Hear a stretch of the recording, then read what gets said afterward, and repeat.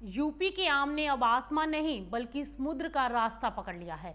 अमरोहा के दशहरी और लंगड़ा आम ने 25 दिन का लंबा सफर तय कर दुबई में अपनी मिठास पहुंचा दी है। और सबसे बड़ी बात, महंगे हवाई रास्ते के बजाय अब सस्ते समुद्री मार्ग से भी भारतीय आम विदेशों तक पहुंचने लगे हैं। क्या ये नई तकनीक आम किसानों की कमाई बढ़ाएगी? क्या अब यूपी के आमों की पहुंच खाड़ी देशों के बड़े बाजारों तक और मजबूत होगी? आइए जानते हैं। दरअसल उत्तर प्रदेश के आम उत्पादकों के लिए एक बड़ी खुशखबरी सामने आई है। अमरोहा से भेजे गए 12.5 टन दशहरी और लंगड़ा आम सफलतापूर्वक समुद्री रास्ते से दुबई पहुंच गए और ये खेप करीब 25 दिनों का सफर तय करके दुबई पहुंची। और खास बात ये रही कि इतनी लंबी यात्रा के बाद भी लगभग 90% आम बिक्री योग्य स्थिति में पाए गए। यानी अब ये साबित हो गया है कि सही तकनीक और बेहतर मैनेजमेंट के जरिए भारतीय आमों को लंबे समुद्री सफर के बाद भी सुरक्षित रखा जा सकता है। इस पूरे निर्यात अभियान को सफल बनाने में ICAR किस्ट यानी केंद्रीय उपोषण बागवानी संस्थान लखनऊ और अपीजा की अहम भूमिका रही।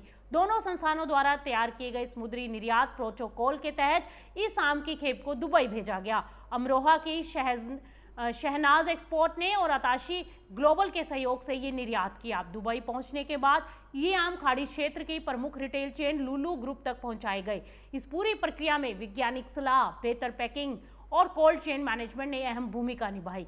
आमों की तुड़ाई 22 जून 2026 को की गई थी। इसके बाद फलों को सीधे एक्सपोर्ट के लिए तैयार नहीं किया गया, बल्कि पहले वैज्ञानिक पोस्ट हार्वेस्ट प्रक्रिया से गुजारा गया। आम की क्वालिटी और शेल्फ लाइफ बढ़ाने के लिए ICAR की मेट वॉश टेक्निक का इस्तेमाल किया गया। इसके बाद आमों की ग्रेडिंग, पैकिंग और क्वालिटी जांच की गई। फिर इन्हें 40 फीट के रीफर कंटेनर में लोड किया गया और लगातार कंट्रोल तापमान वाली कोल्ड चेन के जरिए समुद्री रास्ते से दुबई भेजा गया।